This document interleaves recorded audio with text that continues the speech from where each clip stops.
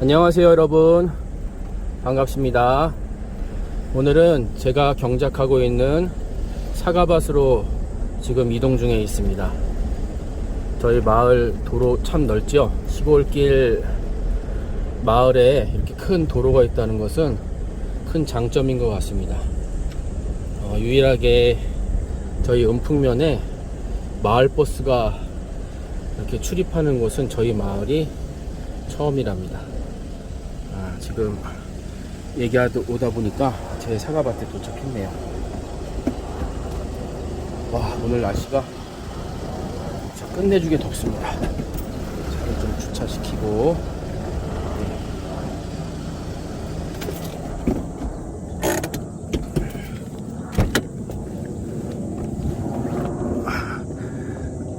제 사과밭에 도착했는데, 저희 사과밭에 품종은 홍로이고요. 홍로가 200주 심겨져 있고,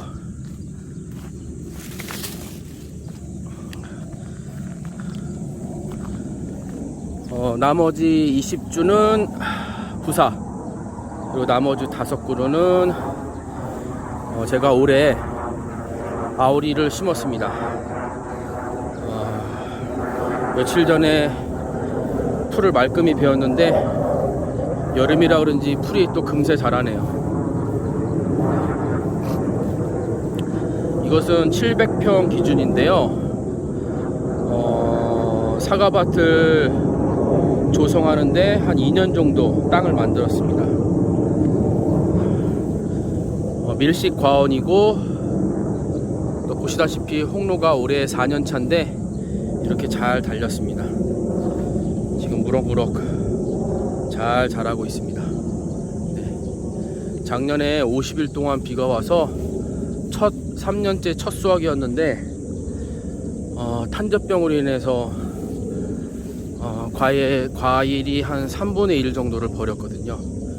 작년에 제가 많이 뒤어서 올해는 정말 약 방지하는 데 신경을 많이 썼고, 저도 첫 수확이고 이게 제 주 수입원이잖아요. 그러다 보니까 정말 공들여서 농사를 지을 수밖에 없었습니다. 홍로는 추석 과일 중생종이다 보니까 대과에 속합니다. 대과에 속하고, 이 과일은 특히 5월달까지는 과육에 솜털 같은 게 있어서 약 방지하는데도 상당히 심혈을 기울여야 합니다. 특히 보르도액이라는 그런 성분에 있는 약을 방지 잘못하면 이렇게 보시다시피 동록이 심하게 낍니다. 이거는 뭐 아주 일부분이라 비교할 바는 아니지만, 작년에는 이런 과일 전체가 다 동록이었습니다. 일명 삽이라고도 하지요. 이런 갈색이 사과를 거의 90%를 덮었습니다. 그래서 홍로를 경작하시려고 하시는 분들은 특히 조심해야 됩니다. 5월까지는 농협이나 능금조합에서 주시는 약 방제 외에는 다른 약을 방제하시는 것은 추천하지 않습니다. 전착제 같은 경우도 혼용할 때는 6월 중순 이후에 하시는 것을 권장드립니다. 그리고 홍로는 또 과육이 크고 중생종이다 보니까 밀이 많이 올 수 있거든요. 그래서 칼슘 처리는 연면 시비로 5월, 6월에 매주마다 살포했습니다. 연면 시비로. 칼슘 살포할 때 붕산두 한 10분의 1 정도 혼용해서 살포하시면 칼슘이 이동하는데 매우 큰 역할을 합니다. 저번에 유튜브에서 어떤 노공학 박사님께서 사과의 칼슘 흡수율은 5, 6월 두 달에 거의 90%가 이루어진다고 하더라고요. 네, 이 점 유의하셔서 여러분들도 칼슘 살포 잘 하시면 홍로의 밀 증상을 예방할 수 있습니다. 밀이라고 하면 보통 사과를 잘랐을 때 그 꿀처럼 보이는 그런 현상을 말하는데, 가을에 부사가 그런 밀 증상, 그때는 밀이라고 안 하죠. 그때는 이제 당도가 이제 잘 뭉쳐서 뭐 아주 좋게 많은 사람들이 꿀사과라고 칭찬하지만, 이 중생종인 이 홍로는 그런 밀 증상이 오면 금방 썩습니다. 그래서 여러분들께서 그거를 참 주의하셔야 됩니다. 네. 사과 가언을 준비하시는 분들에게 좀 팁을 드리자면, 첫 번째가 땅을 잘 만드는 것입니다. 대부분 뭐 밭을 퇴비 넣고 뭐 유공 막 갈아서 그냥 심으시는 분들이 있는데, 저 같은 경우는 이 700평에 석회를 한 2톤 정도 뿌린 것 같아요. 그런데 제가 심고 나서 이 땅에다 pH 측정을 해봤더니 한 6에서 6.5 정도 ppm이 나오더라고요. 보통 사과밭 가서 pH 측정을 하면 대부분 5나 5.5가 나옵니다. 이 수치는 무엇을 말하냐면, 땅 속에 유해균이 많이 활동할 수 있는, 그리고 또 영양을 제대로 흡수하지 못하는 상태가 보통 5에서 5.5입니다. 많은 역병도 있고, 심지어 제가 이 보식하느라 나무를 캐내어서 뿌리를 봤더니 뿌리에 많은 균들이 이렇게 하얗게 묻어 있더라고요. 그래서 여러분들 땅을 만드실 때 한 1000평에 한 4톤 정도 그렇게 뿌리셔도 좋습니다. 나중에 위에다 칼슘을 살포하는 것보다 땅을 만드실 때 아예 석회를 많이 집어넣으셔서 땅 만드는 그 시기에 아예 칼슘을 땅에다 아예 다 집어넣어 주는 게 최고 좋은 것 같습니다. 이 나무는 지금 좀 많이 솎아야 될 것 같습니다. 지금이 7월 중순인데 지금도 자라지 않는 것은 수확기 때도 그렇게 크지 않더라고요.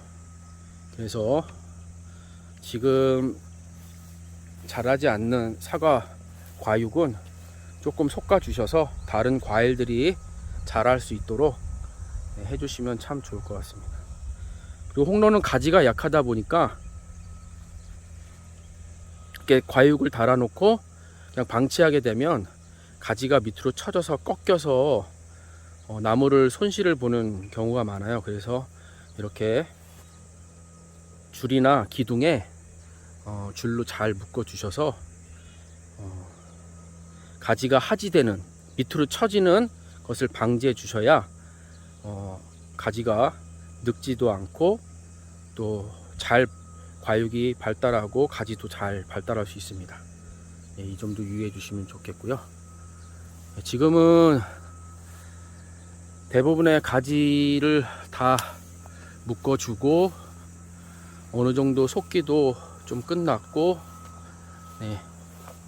가지 유인도 끝난 상태이고, 그리고 한 가지 더, 이 나무는 올해 보식, 기존의 나무를 뽑아내고 새로 심은 걸 보식이라고 하더라고요.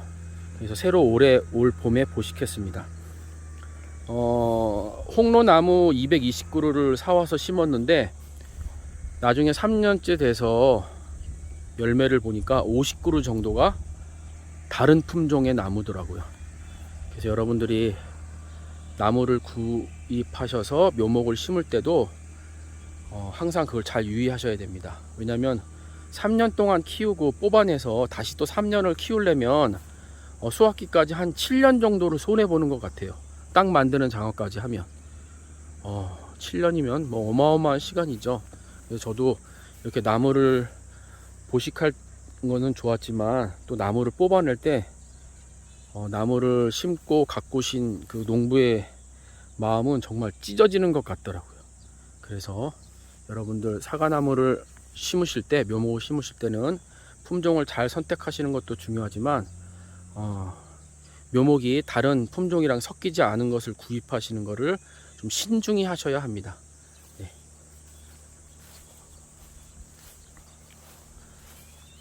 올해는 정말 열매가 잘 달려 있습니다. 네.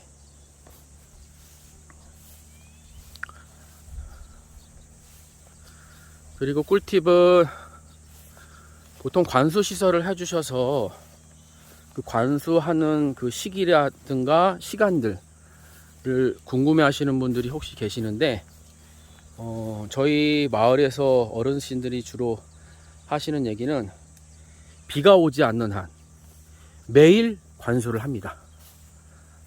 저긴 바람에 꺾였군요, 가지가. 매일 새벽 한 5시 정도에 물을 틀어서 한 3시간 정도, 네, 매일. 그러면 과육도 커지고 또 수분 증발을 통해서 나무가 스트레스 받으면 또 과육을 떨어뜨리거든요. 그런 현상도 예방하고 매일마다 물 주는 게 너무 중요합니다. 그래서 햇빛, 물 공급, 그 다음에 영양 공급. 네, 햇빛이 무조건 잘 들어가야 됩니다. 네. 가지가 꺾였네요. 네, 그냥 잘라 주겠습니다. 새로운 가지가 날 수 있도록.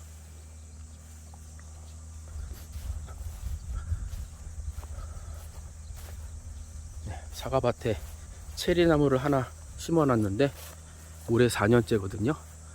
어마어마하게 위로 자랍니다. 거의 손을 안 댔습니다. 근데 올 봄에 체리가 엄청 열렸는데 냉해로 다 떨어지고 내알을 수확했습니다.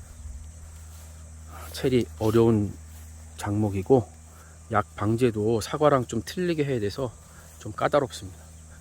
이 나무는 부사고요. 네. 또 사과라는 품종을 또 선택하셔서 귀농하시는 많은 분들 너무 걱정하고 또 내가 할 수 있을까 두려워하지 마시고, 처음에는 그 마을 이장님을 통해서 임대할 수 있는 밭이 있다면 임대를 하셔서 한 3년 정도는 경작을 좀 해보시고, 네, 그 다음에 그 임대한 밭을 경작하시면서 또 밭을 구입할 여유가 있다면 밭을 미리 좀 1년 만들어 놓고, 왜냐하면 사과 열매 따기까지는 한 5년 정도의 시간이 필요하거든요. 그러니까 3년 정도, 4년 정도는 임대한 밭에서 배우면서 수익을 얻으시고, 또 그 기간 안에 또 밭을 구입하셔서 밭을 경작하시고 또 만드시고, 또 사과나무를 심어서 사과나무가 어느 정도 이제 수확기 때가 될 때 임대한 밭을 내려놓으시고 자기 밭을 하시면 그 동안에 사과에 대한 기술도 배우고 또 그 시간에 경제적인 부분도 또 메꿀 수 있고, 네, 그렇습니다.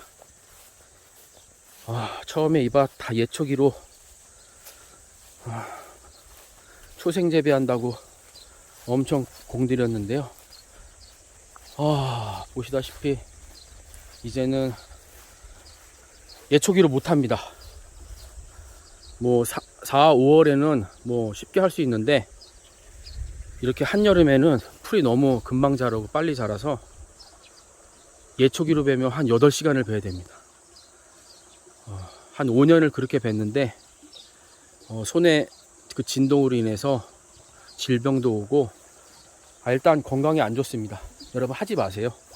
네, 굳이 하겠다고 하시는 분들은 뭐 하셔도, 네, 나무 밑 같은 데는 좀 살짝 하셔도 관리기를 사셔서 풀을 비시는 것을 권장드리고, 또 나무 밑에는 이렇게 과육이 자랄 때는 풀이랑 경쟁하지 않도록, 네, 신스타라는 위에만 풀 맞는 부분만 죽는 그런 제초제를 사용하셔서 사과나무 밑에 과원을 깨끗하게 정리하셔서 과습하는 것도 막고, 네, 제초제 사용을 좀 권장드립니다.